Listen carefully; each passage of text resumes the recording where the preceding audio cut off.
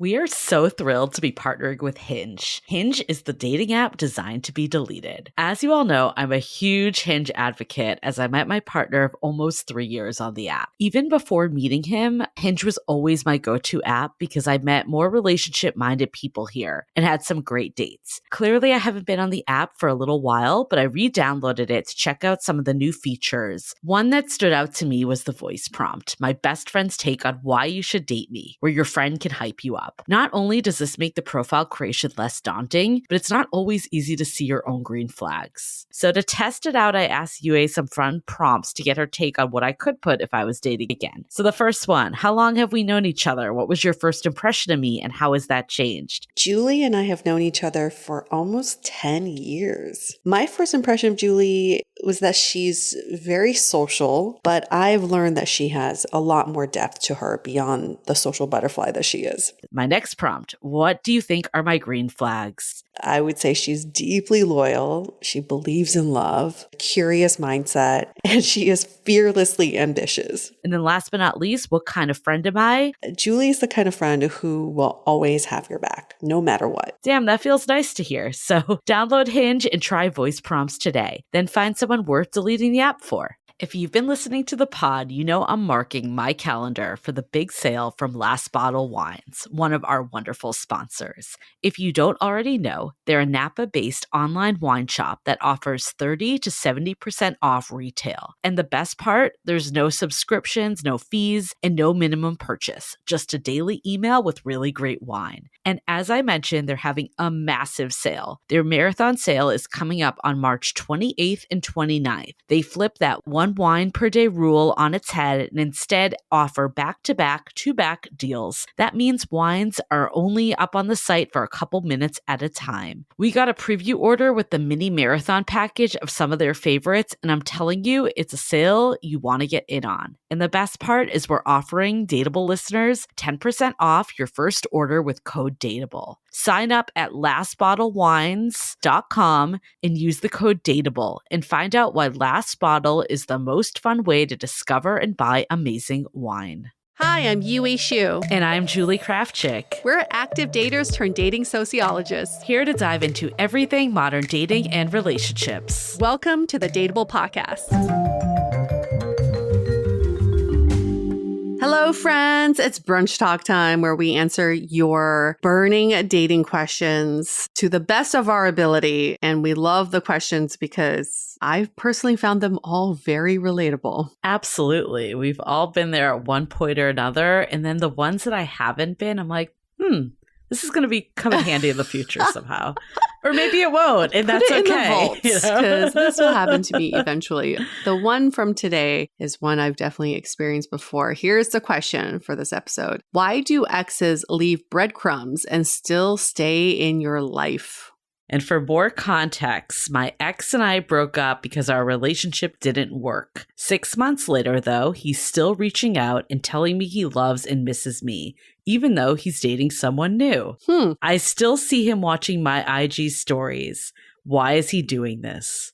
Ooh. This is why I block all my exes, so they don't even have a chance of leaving you breadcrumbs. But I remember going through this in my late 20s, early 30s. And just when you think you're over this person, it's like they can sense it. You know, they can sense when you're turning the energy into something else beyond them. You're getting over them. And then they just do something like a deep like, a little DM here or there, a fire emoji, or something as ridiculous as telling you that they still miss you even though they're in a relationship. Yep, I've definitely been there. And I think for a lot of people, I can't speak for all exes, obviously, but why do they do this is because they want to keep their options open.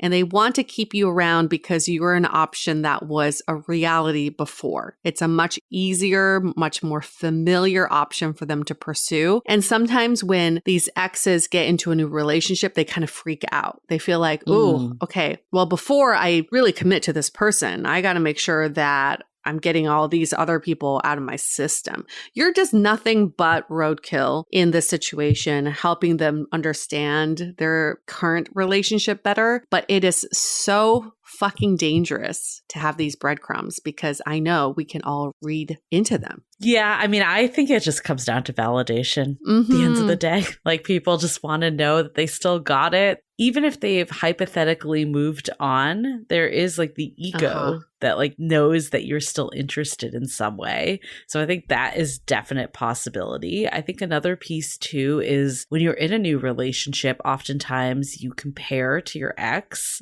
And a lot of times you're only remembering like the positive of the relationship too. It's like you've put them on the pedestal. And I think there's a big piece of that could be happening here. Ultimately though, the why doesn't matter in this case. Like, we talk about the why so often, and in a lot of reasons, I really do think it matters. In this one, it doesn't. You told us in your Apple review, this was a good Apple review, by the way, you told us that the relationship didn't work. So that's all you need to know. And if you're okay moving forward with ending this relationship, as it sounds like you are, then who cares if your ex is still like lingering around doing this stuff? Do what you need to do to like preserve your own mental health and sanity around it. But I think analyzing why they're doing it is probably a bit fruitless. Yeah. If we were to translate this question, what you're really asking is, my ex has been leaving me breadcrumbs, even though he's in a new relationship. Does he want to get back together? Is he still interested? Yeah. That's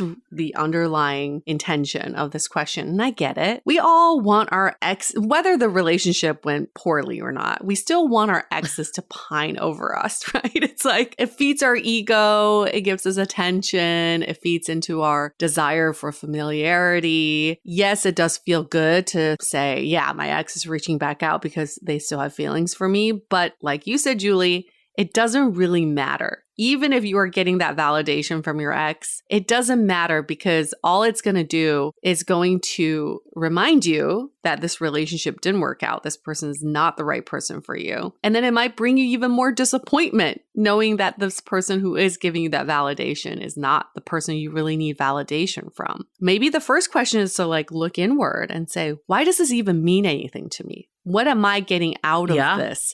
Is it the validation? And why is that important for me to get it from the ex? I mean, I think it's validation on both sides. Like, initially I started like the ex was getting validated, but I agree. It's like, if you're the one asking this question, like there's probably a sense that you want the validation to know that you still got it and this person's still thinking about me. And I remember being in this situation and a little different in the sense that like I actually wanted to still be with this person. And maybe this listener deep down does too. We don't really know. And I remember he was still sending me, even though he was in a new relationship, he was still sending me all these like articles like randomly. Not even like saying I miss you, but just sending like random TechCrunch articles at the time. Like, so not romantic in any way. They weren't even like professing your love articles. Like, but I was like, oh, what does this mean? Does this mean something that he's still lingering? And I remember like actually like diving in to like deep Google searches on this because I really wanted to get the answer. And there was actually like one site I found way back in the day that was basically like, this means nothing. It's more about them than it is about you. For whatever reason, they want to still know that like you're on the hook somehow. And like by sending something out and you responding is giving them that validation. And they're giving them that dopamine hit to know that like they still got it. And it can be as simple as that. Like, it might mean zero. Yeah,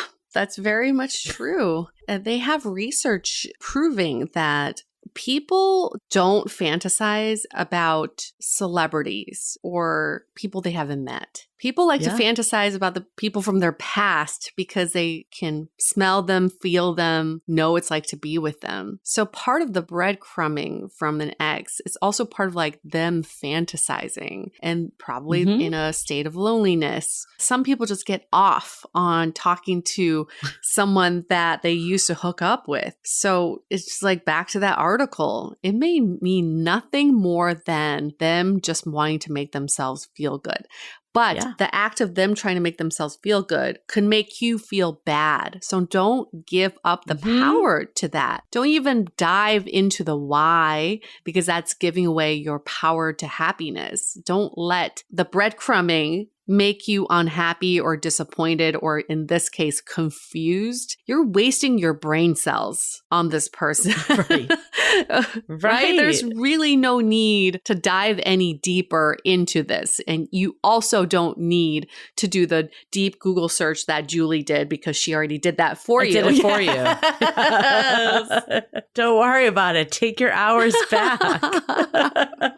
This is what we're here for. We're here to go through it so you don't have to go through as much as we've gone we did through. the legwork for you. So I agree with you. I think like we're not going to keep analyzing the why, but I do want to go into like, okay, if this is happening, what do you actually do about it? Because that's a more fruitful conversation. Yes. So before we do, let's take a minute to hear from our sponsors. This episode is sponsored by Viia. We all know there are things that can help set the mood in the bedroom, but did you know a little THC could also do that? Yes, Viia has developed a unique blend of pleasure-enhancing cannabinoids, libido-strengthening herbs, and a low dose of THC all into one mind-blowing gummy called High Love. This gummy, wow, it will awaken your senses, increase blood flow, and intensify any sexual experience. I've been pleasantly surprised by the High Love gummies because it is just the right amount of THC for me to have a good time without feeling sleepy. And hey, if THC is not your thing, Viia also offers a wide array of other gummies without it. And everything legally ships in 50 states with discreet packaging directly to your door. So if you're over 21, you can get 15% off and a free pack of award-winning Dreams THC plus CBN sleep gummies with our exclusive code DATEABLE at viiahemp.com. That's VIIAHEMP.com. Let the gummies work their magic. Head to viiahemp.com and use the code DATEABLE to receive 15% off and one free sample of their Sleepy Dream gummies. That's viiahemp.com and use the code DATEABLE at checkout. Take your passion and pleasure to a whole new level with High Love from Viia Hemp. This episode is made possible by Badlands Pets. As you all know, Mojo, my precious baby, is the reason why I found love in the first place. He made me feel love again. So I would do anything to ensure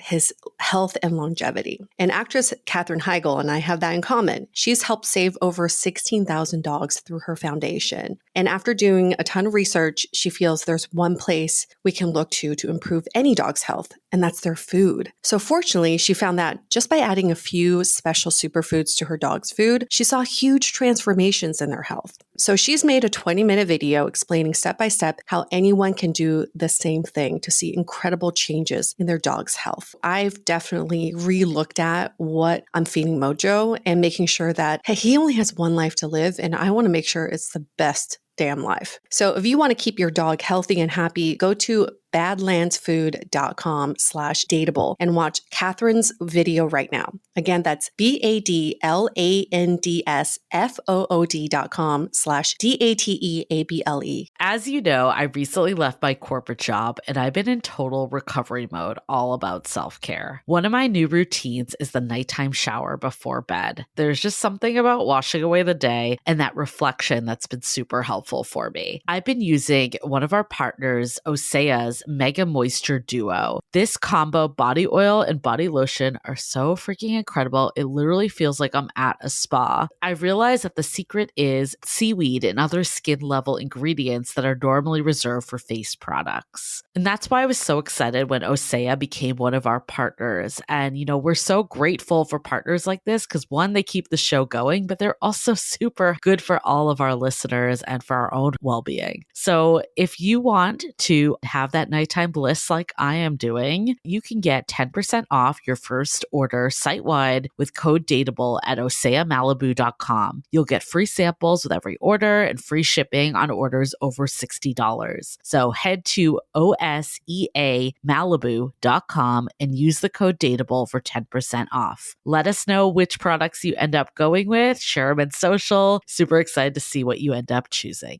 Okay, so you get that call. I love you. I miss you. You see them showing up on your Instagram. What do you do? Because I've definitely been here before. Like I've been here, you know, even in my current happy relationship that was happening to me. And I had to make some real firm lines of like, this can't continue.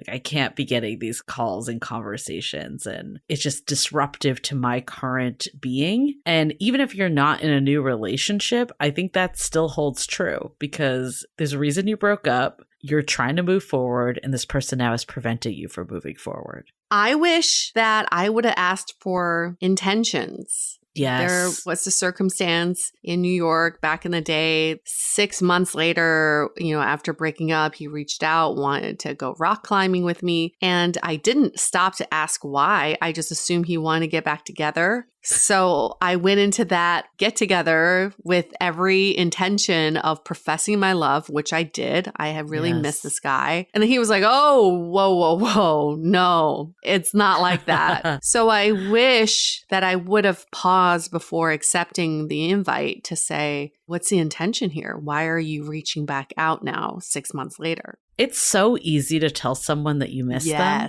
and even that you love them. Yes. Like, it's words. It doesn't mean anything.